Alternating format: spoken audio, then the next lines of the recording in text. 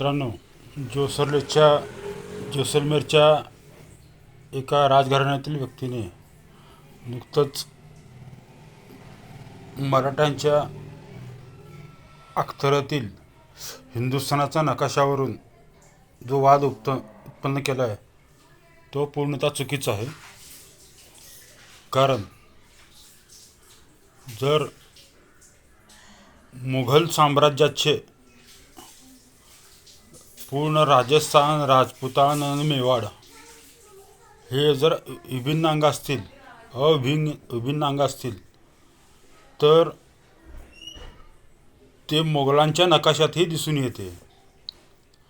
आणि तत्कालीन कालखंड हा दिल्लीचा पातशाह हा दिल्लीपासून 6 ते 10 किलोमीटरच्या बाहेर त्याचा कोणताही अधिकार नव्हता.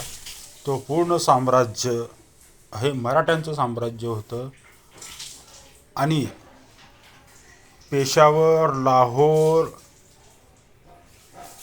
कराची या ठिकाणी मराठ्यांनी स्वतःचे टंकसाळं पाडून स्वतःची नाणी छापलीत. राहिला प्रश्न ते सांगत असल्याचे की जोसलमेर तुमच्या पूर्वजांनीच मुघलांचं आधिपत्य स्वीकारलं होतं. कारण या हिंदुस्थानावर चालून येणाऱ्या औरंगजेबापासून दिलेर खान असो किंवा मिर्झा राजे जयसिंग असो, यासोबत किती राजपूत सरदार आले याची जर यादी काढली तर ती यादी तुमच्या तोंडावर जरी फेकली तर तुम्हाला तोंड दाखवायला जागे राहणार नाही.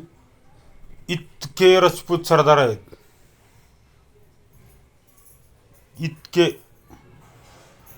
एकमेव यात अपवाद ठरतो तो सरदार दुर्गादास राठोड, ज्याने शेवटपर्यंत राजपूत, हिंदू आणि राजस्थान याच्या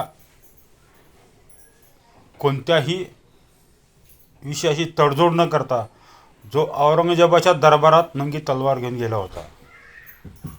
आणि त्यावेळेस त्याच औरंगजेबाची लाचाऱ्यांनी चाकरी तुम्ही जोसलमेरवाले करत होतात.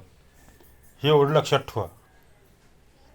बाकी तुमचं राजघराणं आज किती अस्तित्वात आहे हे तुम्हाला आणि तुमच्या गावापुरतं माहिती.